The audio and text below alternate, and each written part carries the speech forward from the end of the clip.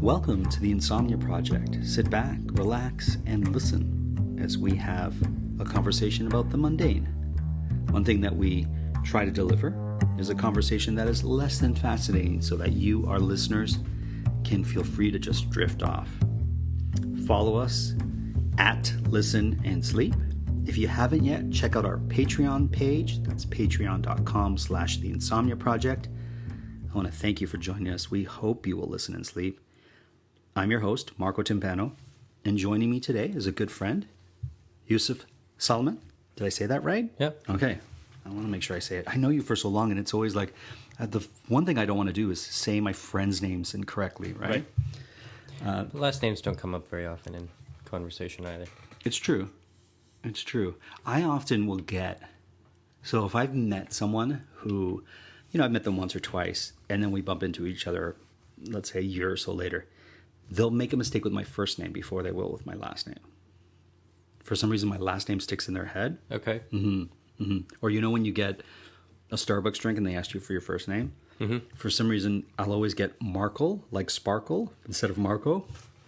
Clearly, it's the way I'm saying my first name to the barista. Right. But, yeah. Not enunciating enough. No, something. Now, Yusuf, you are a rock climber. That's one of the things I remember when I first met you. We were talking about it because we both worked in the same place. And you were talking about this love you have for rock climbing. Mm-hmm. Who got you into rock climbing? Let's start there. There's a longtime friend of mine. I only run into him semi-occasionally. Mm-hmm. He's a bike mechanic and tour biker. So he bikes all over the continent. He sent me a message one night saying, there's this really cool place in the city you should check out. Come meet me. But he wouldn't say what it was. He just told me to wear comfortable clothes that I could move around in. And we ended up walking into a rock climbing gym. Cool. Yeah. Signed in, bought my rentals, got on the rock wall, and just immediately fell in love. Really? Yeah. What is it? Okay, so you do, is it bouldering is the one you do? Because there's a difference between bouldering and... Top roping. Okay. Or lead climbing. Just there are various levels to it. You can see how much I know about it. Yeah. Although I have been rock climbing once many, many years ago. Okay. I don't have much upper body strength, so it was really challenging. There's two things I can say to that. Sure. Okay. So I would say upper body strength is not as needed. Okay. Your legs propel you as much as your arms pull you, if not more. You want your legs to push you more than your arms are pulling you. Oh, really? Yeah. Okay, so clearly I wasn't doing it right. No, I guess not. Legs are bigger muscles than your arms or shoulders, so they don't get tired as fast. If you're just pulling yourself up, you're going to get tired pretty fast and not be able to do it anymore. Okay. From the rock climbing I've seen, both on Instagram or on television, there is a grace to rock climbing. Mm-hmm. There is an elegance. There is an art almost to rock climbing. Is that fair to say? Yeah. Mm-hmm. I fell in love with the movement of it, but that was just at first just brute, like upward. I can propel myself this way and get higher. Cool. Right. The love continued to grow from being able to discover the elegance in the movement, from realizing that my breathing does a certain thing to my body, so how I'm breathing affects my movement, how to shift my hips for a different center of balance. It's almost like dancing. Sure. In some ways, and I don't dance. I can't dance. Right. So I guess the movement of climbing is that equivalent for me. It's that sort of release, that sort of fun. One of the things I remember that you had said to me years ago about rock climbing was that it is a sport that one does for themselves. So your competition isn't anything other than what you want to do. There's no, I don't know how you phrase it. You did it in such an elegant way, but talk to us about that. Well, okay, so even as a child, I never really got into team sports. It's too much. For a long time, I was painfully shy as a kid. Okay. And it's too much like talking to other people, coordinating with other people, and trying to win as a team. And I guess the aspect of climbing for me was if I'm better than I was last week, that's good enough. Right. I don't have to be better than the guy next to me on the wall because he's got, or she's got, other people on the wall have their own journey. Mm-hmm. I'm just trying to be a better climber than I was last week or 2 weeks ago or a month ago. I'm trying to move better. I'm trying to be more mindful of my movements. And if I can climb something tomorrow that I couldn't climb yesterday, that's cool. Right. That's a lot of fun. If I can swing down to Niagara Glen or head up to Blue Mountains. And last summer, there was a climb that I looked at and thought, I can't do that. That's too hard. Okay. But this summer I can get on it and even make a little bit of progress. That's cool.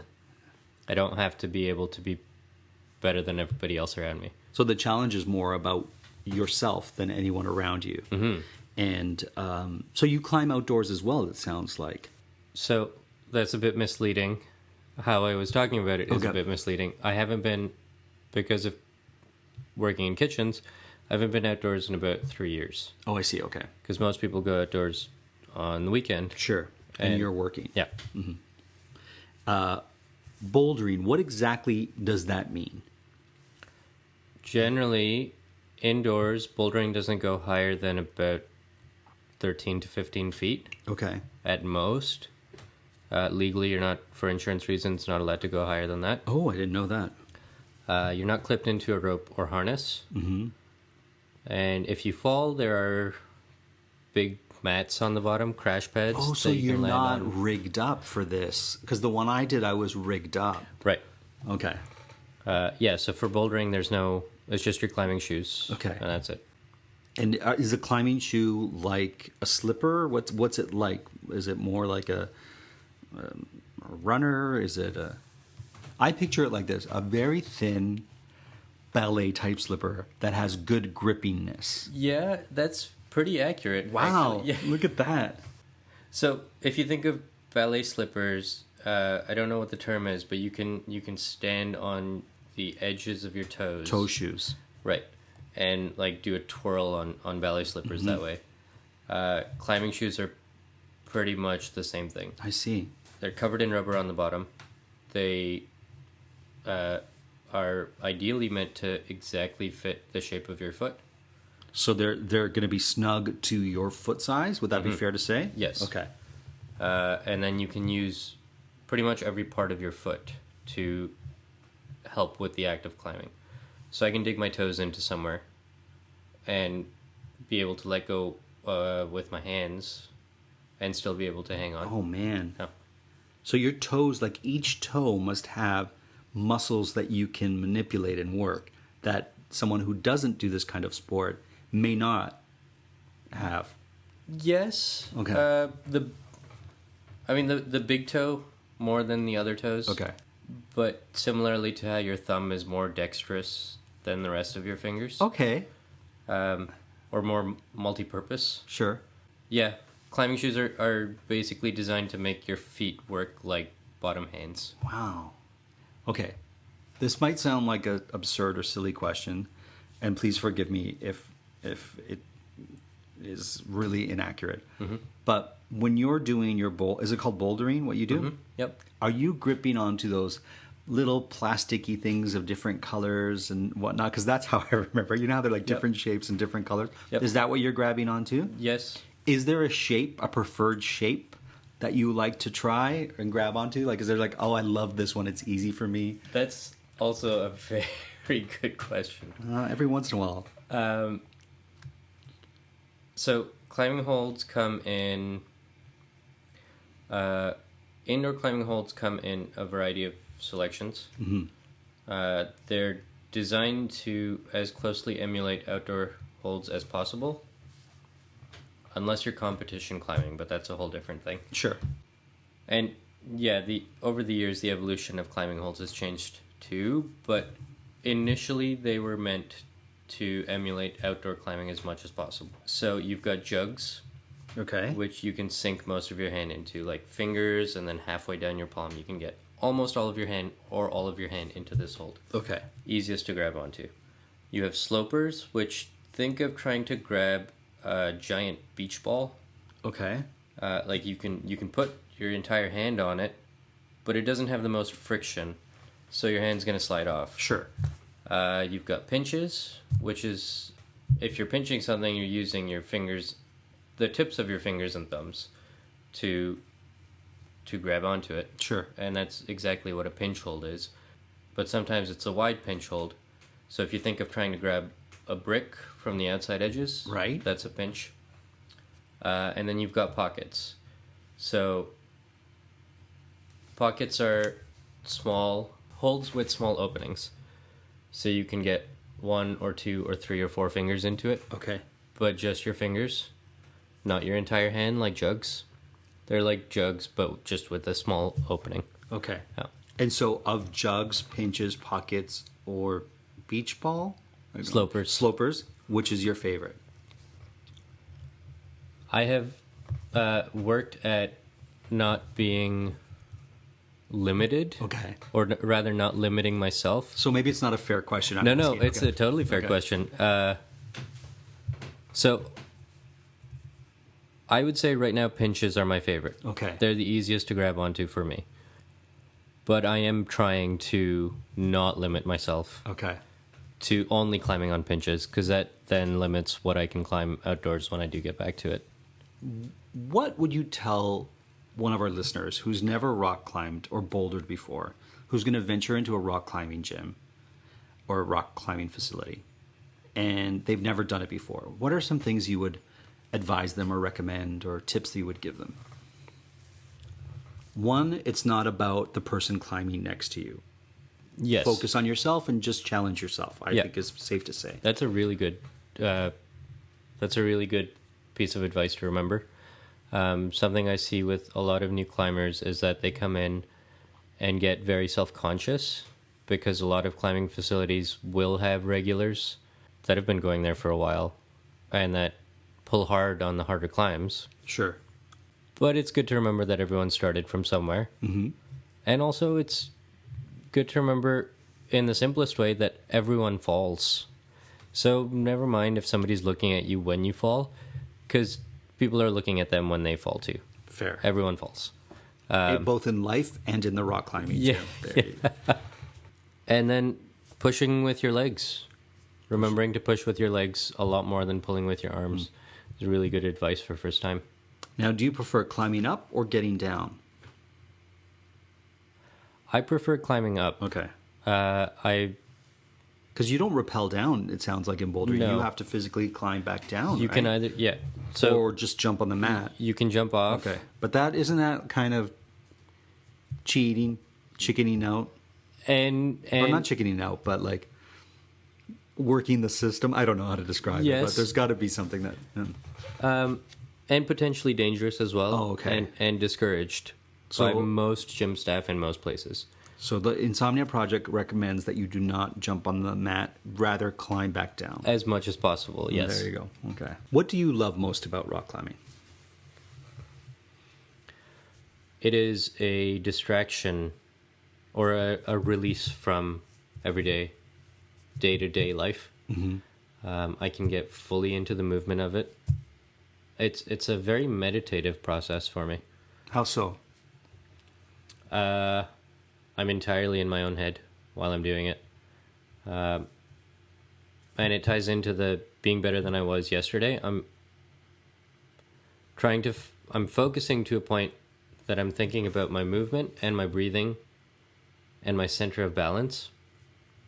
And then the edges of my fingers and the edges of my toes. It's a full body immersion experience for me, yeah. It sounds almost yogic, meditative, poetic, if you will. Mm-hmm.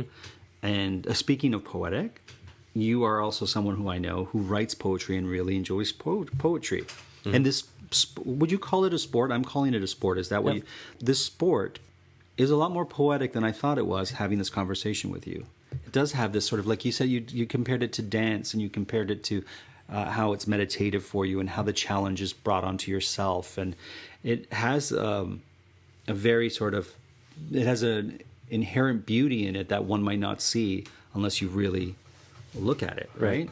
And that might be my own bias towards it as well. Mm-hmm. I might have been inclined that way to begin with, and I've just layered it on the climbing. No, but I think it's something that I don't know. Like for me, oftentimes when I hear people speak of the activity that they enjoy, I sense something, or I can correlate it with something. And maybe I know that you like poetry. That maybe that it was an easy sort of leap for me. Mm-hmm. Pardon the pun. But let's talk about poetry. Okay. What got you into poetry? I think it's partially my mother's fault. Okay. Always blame the mother, it seems. Although I wouldn't call it blame. I like saying fault, okay. But I'm grateful for her influence. So my mom's an English literature major. Oh, cool. And growing up introduced me to the love of stories. So I remember her and my father reading stuff to me, and then I remember her teaching me how to read. And then later on in life, I remember her giving me recommendations of what to read next. Okay. And she used to go to poetry, or actually she still does. She goes to poetry events herself. So partially my mom's influence, and then partially, once again, the influence of friends. I don't remember how come I went to my first poetry slam. Okay. But I do remember going with friends saying, we should go check this out. This will be fun. Oh, wow. Yeah. And for our listeners who aren't aware, what exactly is a poetry slam? I have my idea of what it is, but I'm sure it's not correct. But I would assume it's an open mic where people can go up and read their poetry. Is that fair? Or yes. So not entirely open mic. Okay. Poets sign up for the event beforehand. Okay. Or often at the door. There is an open mic portion in the middle where somebody who feels inspired or has something that they want to share and didn't make the sign-up list can go up and perform. But the poets who sign up are judged by the audience based on, I guess, audience perception of the poem. Okay. It's almost like a spoken word, almost like a rap battle, or a spoken word competition. Oh, wow. Yeah. And it would have to be a poem you wrote that you read at the Self-written poetry? poems only, yeah. You can't read someone else's poem. No.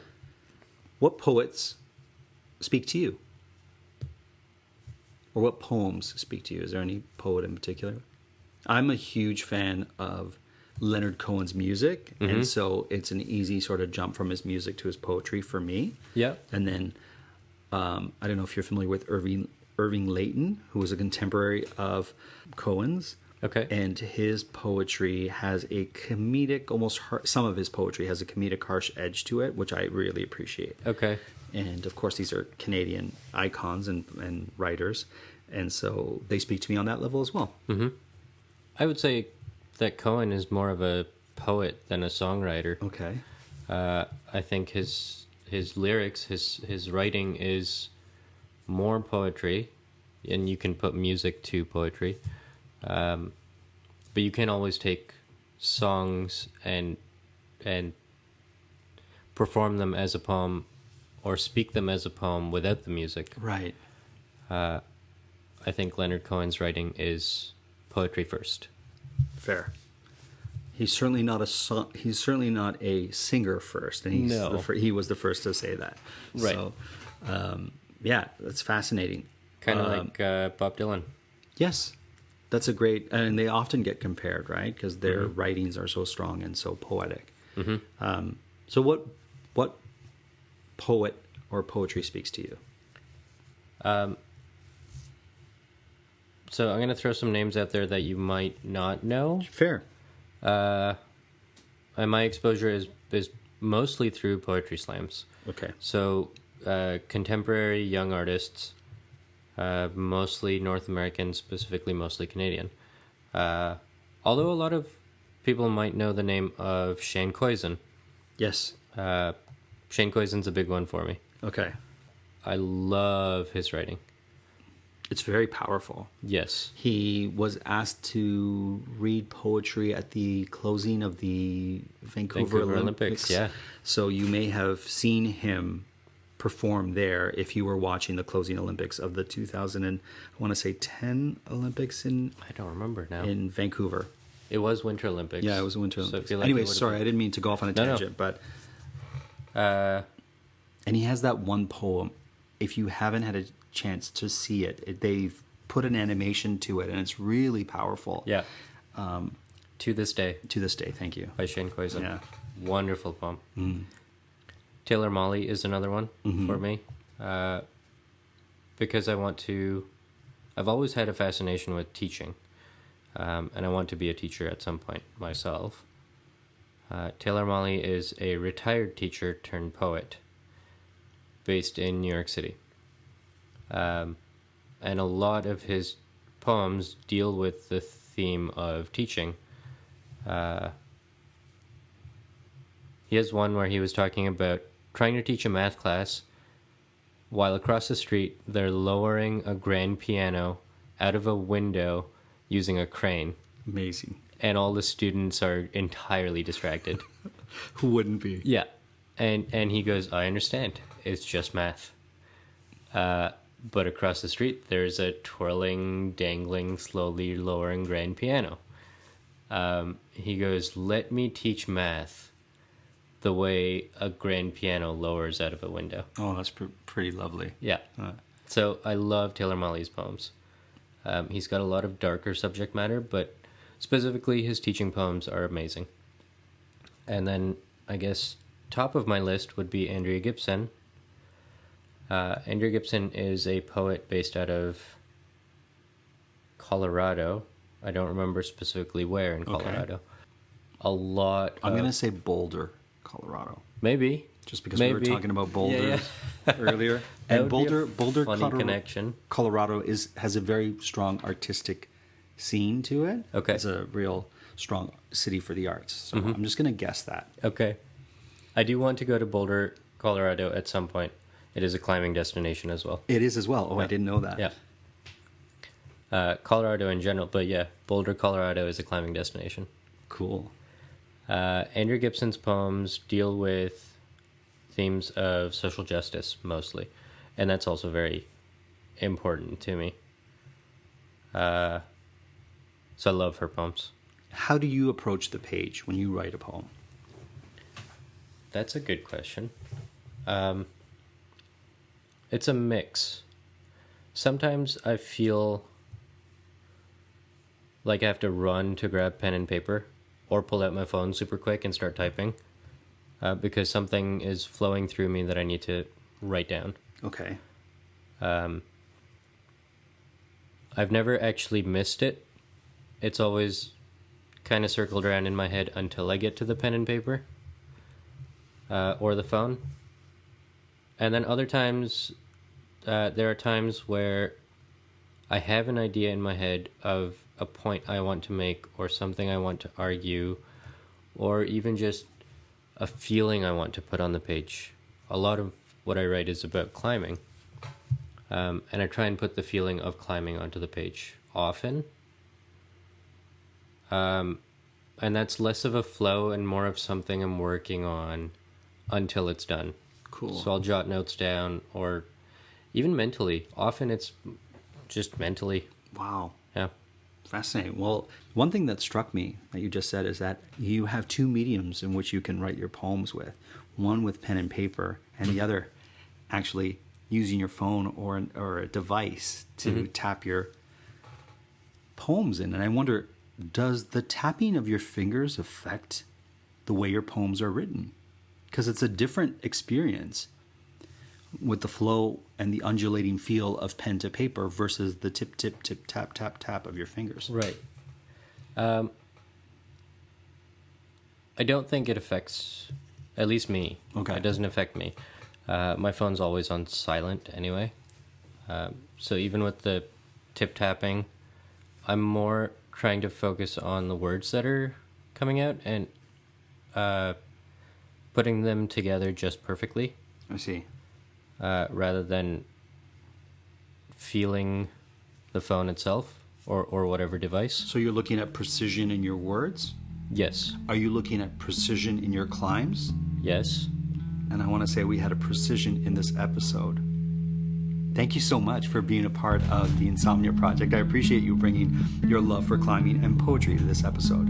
Thank you. Yusuf, thank you. This is the Insomnia Project. This episode was recorded in Toronto, Canada. As always, we hope you enjoyed it, and we hope you continue to listen and sleep.